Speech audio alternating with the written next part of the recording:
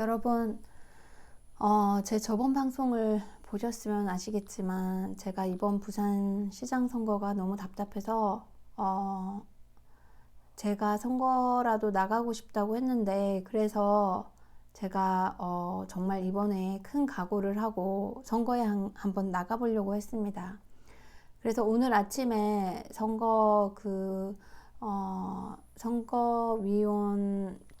선거관리위원회라는 사무실에 이제 통화를 했거든요.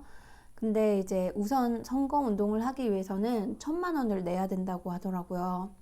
그런데 1,000만 원이 없을 때 후원을 받을 수 있냐고 했더니 1,000만 원을 내고 나서는 나머지 기타금을 4,000만 원이 이제 3월 17일까지 내야 되는데, 정식 후보가 되려면 그 4,000만 원은 후원을 받을 수 있대요, 개인들한테. 그런데 지금 처음 내는 1,000만 원은 절대로 후원을 받으면 안 되고 돈을 빌리든지 자기 돈을 써야 된다고 합니다.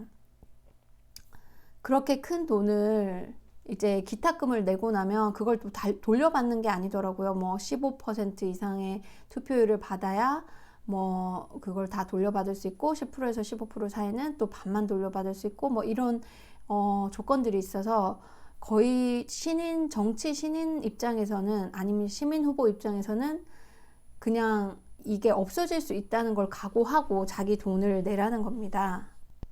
그래서 저는 그만한 돈이 있지도 않지만은 그 다른 방법은 없냐고 했더니 지금 현재는 전혀 다른 방법이 없다고 합니다. 저는 정말 이런 상황에서 한국이 과연 민주주의인가라는 의문을 가지게 되고요. 다른 나라에도 기타금 제도가 있는지 조사를 해봤더니 가까운 일본 빼고는, 아마 일본에서 그게 가져온 제도인지 모르겠지만은 일본 빼고는 기타금 제도가 있는 나라가 없었습니다. 그 어떤 정치 선진국들도 이렇게 그냥 돈으로 서민들이 정치에 나가는 걸 막아놓은 국가가 없었습니다, 여러분. 이건 정말 우리 모두가 이런 악법 중에 악법은 당장 바꿔야 합니다. 사실 이런 제도가 오랫동안 굳혀져 올 수 있었던 것은 아마 시민들의 정치에 대한 무관심이 아니었나 싶습니다. 제가 오늘 보여드릴 영상은요, 최근에 이현주, 이제 부산의 국민의힘 후보자인 한 분이신데, 이분이 또 폭탄 선언을 했습니다. 선거는 돈이다. 이 선거 자금에 얽매여서 거의 꼭두각시 노릇을 할 수밖에 없는 그런 구조적인 문제점에 대해서 울면서 토로를 했는데, 또 너무 기가 막힌 건 뭐냐면 그 밑에 댓글을 달아놓은 사람들은 또 이분이 그런 폭로를 해서 그 문제에 대해서 화를 내야 되는데, 폭로를 한 이현주 분한테 또 화를 내는 거예요. 그래서 저는 여기에 댓글 남기는 시민들은 정말 우리 같은 정상적인 시민들 거의 없고, 제 생각에는 뭔가 다 연관이 돼 있는 사람들인 것 같더라고요. 여러분들도 한번 이 이현주님이 여러 군데 이렇게 뉴스에 이렇게 조금 크게는 안 다뤄져 있더라고요. 왜 그런지 모르겠지만 이런 엄청난 얘기를 터뜨렸는데도 불구하고 이게 뭐 크게 지금 부산에서 논란이 되고 있는 것 같진 않습니다. 참 아이러니하죠. 저는 우리나라가 촛불 집회 같은 걸 보고 정말 우리나라 사람들이 좀 불공정하거나 나쁜 거에는 좀 힘을 합쳐서 목소리를 높이는 사람이다 해서 되게 자랑스러웠는데,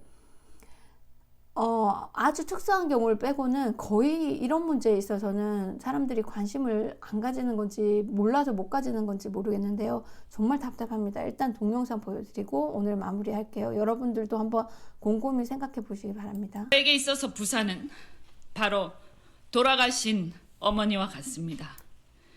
빚더미에 앉은 집안을 일으키기 위해, 동생들의 학비에 조금이라도 보태기 위해 성공해야 했고, 악착같이 살아남기 위해 몸부림쳤던 그 시절, 어머니가 계시던 부산은 제게 뿌리였고 안식처였습니다. 그런데 수도권에서 정치를 하다가 오랜만에 내려온 부산은 죽어가는 도시가 되어 있었습니다. 경쟁력을 상실한 20년 전 산업구조에서 그 전환의 시기를 놓쳐버린 제조기업들, 일감이 없어 멈춰서버린 조선소들, 희망을 잃고 일자리를 찾아 헤매는 젊은이들, 부산을 되살려야 한다는 사명으로 저는 1년여간 부산 곳곳을 찾아다녔습니다. 그렇게 부산 곳곳을 다니는 동안 저는 너무나도 상식을 벗어나는 일들을 지켜보며 괴로웠습니다. 몇 년 전 부산을 떠들썩하게 했던 LCT 사건, 부산대 의전원의 조국 딸 입시 비리, 오거돈 전 시장의 성추행 사건과 그 은폐, 최근 국민의힘 전모 의원의 사건까지 부산시의 정치, 경제, 행정 각 분야의 기득권 카르텔을 바로잡고 시정을 공정하고 깨끗하게 개혁해야겠다는 생각에서 부산시장은 어쩌면 오히려 저처럼 부산에 아무런 이해관계가 없는 사람이 해야 부산을 제대로 개혁한다는 생각에 출사표를 던졌던 것입니다. 부산에는 피난 시절 집들이 산중턱에 따닥따닥 붙어서 지어진 삼복도로가 있습니다. 이 삼복도로에 금방이라도 무너질 듯한 낡은 주택들, 그 사이에 골목길로 힘겹게 삼복도로를 오르내리는 우리 어머니, 아버지의 가파른 숨소리를 들으면서 마음이 아프고 그 앞에 떡하니 병풍처럼 바다와 하늘을 가로막은 고층 아파트를 보면서 저는 분노합니다. 매번 나오는 건설 인허가 비리 등 부패 사슬의 고리를 이루는 정치, 경제, 행정의 기득권 카르텔은 산업 전환의 낭떠러지에서 신음하는 부산의 영세 기업과 자영업자들, 가난하고 평범한 부산 시민들의 삶과는 괴리된 그들만의 리그였습니다. 어쩌면 대부분의 지방자치단체들이 그런지도 모르지만 선거를 치르면서 선거 조직이란 것은 곧 돈이란 것을 깨달았습니다.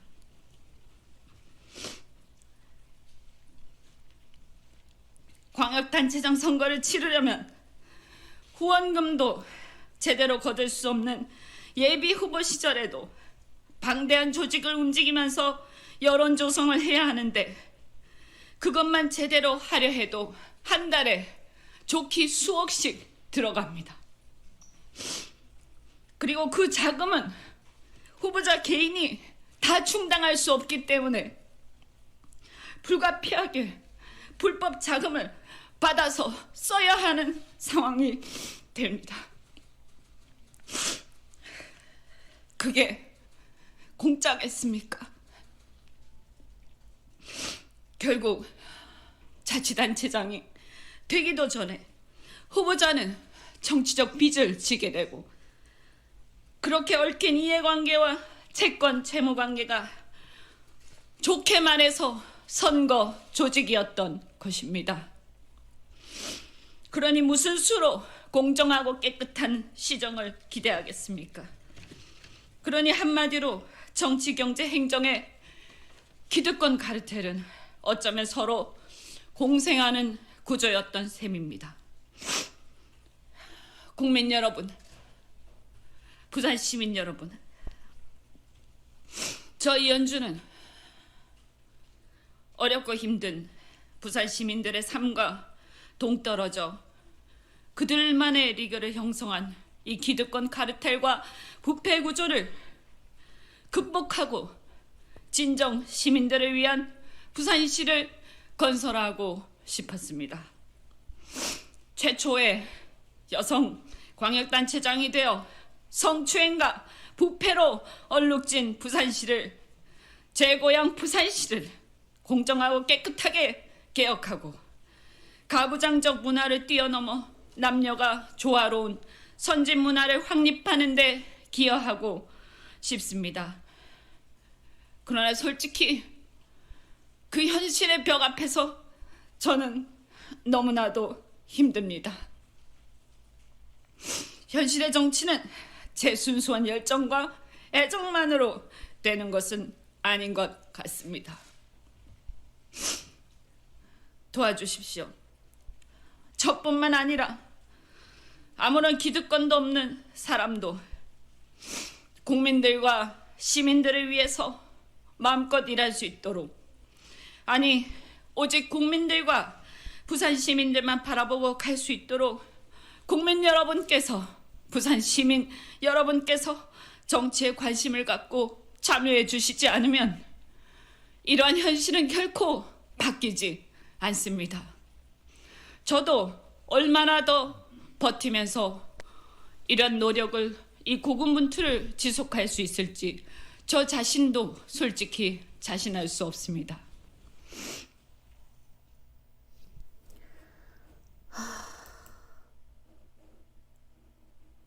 여러분, 정말 할 말이 없습니다.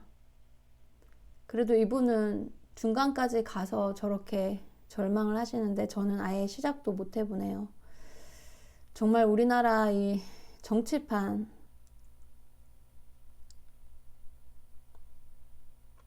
정말 제3세계 국가보다 못한 것 같습니다. 여러분, 우리 모두 정신 차려야 합니다. 이런 상황에서 당연히 헬조선으로 갈 수밖에 없다고 생각합니다. 여러분, 우리 모두 정치에 관심을 가지고 제발 목소리 높입시다. 자, 오늘 하루 좋은 하루 보내시고요. 다음 시간에 또 찾아뵙겠습니다.